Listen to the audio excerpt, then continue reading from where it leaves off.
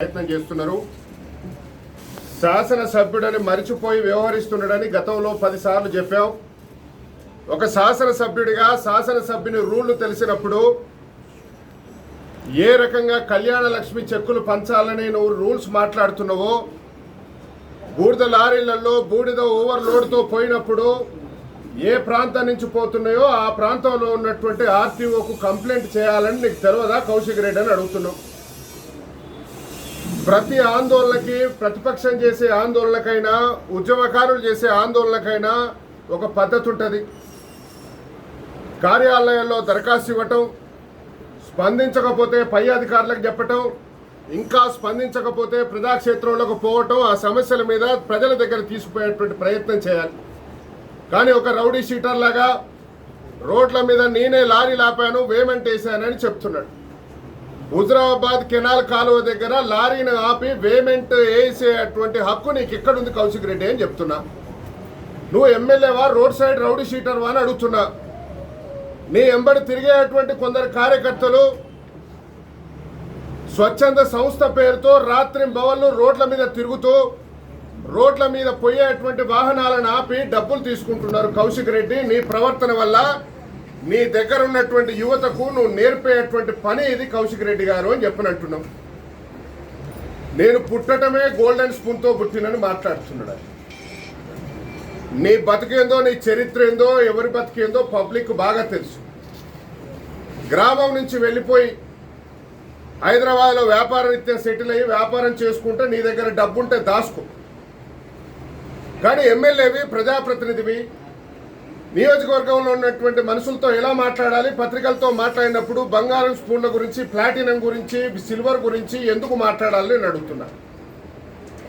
మీ తండ్రి గారు నడిపినటువంటి 2 పెట్రోల్ బంకులు కూడా ప్రభుత్వం దగ్గర 25 సంవత్సరాల పాటు లీజ్ తీసుకొని నడిపేటువంటి పెట్రోల్ బంకులు, ప్రభుత్వం యొక్క ఆసరా తీసుకొని, ప్రభుత్వ కాంట్రాక్ట్ తీసుకొని నడిపినటువంటి పెట్రోల్ బంకుల ద్వారానే మీ తండ్రి గారు, నువ్వు, నీ కుటుంబం, నీ భార్య పిల్లలు ఇలా భోంచేస్తున్నారని కౌశిక్ రెడ్డి గారికి చెప్తున్నా. నీ బంగారు స్పూన్ ముచ్చట చెప్పి ఎవరిని బెదిరియాలని, ఎవరిని తక్కువ చూడాలని, నియోజకవర్గంలో ఉన్నటువంటి ప్రజల్ని చిన్న చూపు చూడాలని అనుకుంటున్నావా కౌశిక్ రెడ్డి అని నేను అడుగుతున్నా. పొన్నం ప్రభాకర్ గారు ఎప్పుడు బంగారు స్పూన్తో పుట్టినని చెప్పలే. రెడ్డి అని, దొరనని విర్రవీగకని చెప్తున్నావు. నీకంటే ధనవంతులు బీసీలలో, దళితులలో, ఇతర కులాల్లో చాలా మంది ఉన్నారు. కానీ నీ లెక్కలో ఎవరు బిహేవ్ చేయలేదని అడుగుతున్నాం. 26 ఎకరాలు పొన్నం ప్రభాకర్ గారి భూమి. పొన్నం ప్రభాకర్ గారు తండ్రి ద్వారా సంక్రమించినటువంటి వారి కుటుంబానికి సంబంధించినటువంటి 26 ఎకరాల భూమి లోయర్ మానేరులో పోయింది కౌశిక్ రెడ్డి. దాని కింద, దాని విలువ కింద ఏనంకలో నీ హైదరాబాద్లో ఉన్న నీ ఇల్లు, నీ భూమి ఏ పాటు విలువ చేస్తుందని నేను అడుగుతున్నా. 35 ఎకరాలు మార్క్ఫెడ్ కింద పొన్నమన్న గారి కుటుంబానికి సంబంధించిన 35 ఎకరాల భూమి మార్క్ఫెడ్ కింద పోయింది. కరీంనగర్ పట్టణంలో ఉన్నటువంటి భూమి అంతా సుమారు 70 ఎకరాలు, 60 ఎకరాలు. ఈ భూమి ఇవాళ ప్రభాకర్ అన్న దగ్గర ఉంటే దాని విలువ కింద నీ విలువ ఎంత అని అడుగుతున్న కౌశిక్ రెడ్డి గారు. రాజకీయాల కోసం ఇసుక కాంట్రాక్టర్ల దగ్గర డబ్బులు తీసుకొని ఎమ్మెల్యేగా పోటీ చేయలేదు. ఇసుక ట్రాక్టర్ల దగ్గర డబ్బులు తీసుకొని పోటీ చేయలేదు. చందాలు అడిగి నీలాగా ప్రభాకర్ అన్న పోటీ చేయలేదు. 40 ఎకరాల భూమి గుండారెడ్డిపల్లె కోయడ మండలంలో 28 ఎకరాల భూమి అమ్ముకున్నారు మన పొన్నం ప్రభాకర్ అన్న గారు ఎన్నికల కోసం, ప్రజా అవసరాల కోసం, ఎన్నికల అవసరాల కోసం. గన్నేరువరం గుండ్లపల్లిలో 18 ఎకరాలు అమ్ముకొని ఆయన రాజకీయాన్ని సాగించుండు. నీలాగా, మీ తండ్రిలాగా వ్యాపారాలు పెట్టో, డీజిల్లోనో పెట్రోల్లోనో ఎమ్మెల్యేలు తగ్గించిపోయటమో, పైసలు ఎక్కువ తీసుకోకటమో, కిరోసినాయిల్ అమ్మో ఆయన సంపాదించింది కాదు కౌశిక్ రెడ్డి.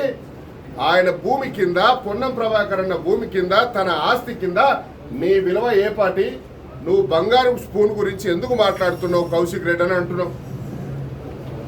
హైదరాబాద్లో కార్పొరేషన్ ఎన్నికలలో ఎన్ని టికెట్లు అమ్ముకున్నావని నీ మీద అభియోగాలు వచ్చినాయి, టీవీల్లో వచ్చినాయి. నిజంగా వస్తావా హైదరాబాద్కు? ఏ గుడికి పోదాం కౌశిక్ రెడ్డి అని అడుగుతున్నావు. పైలట్ రోహిత్ రెడ్డి డైరెక్ట్ గా మీడియా సమక్షంలో టికెట్ ఇప్పిస్తానని డబ్బులు తీసుకున్నాడు కౌశిక్ రెడ్డి అని చెప్పాడు. ఎంత మందితో నువ్వు టికెట్లు ఇప్పిస్తానని కాంగ్రెస్ లో నువ్వు మోసం చేశావు. నీ చిట్టా మొత్తం ఉంది కౌశిక్ రెడ్డి అని చెప్పినట్టు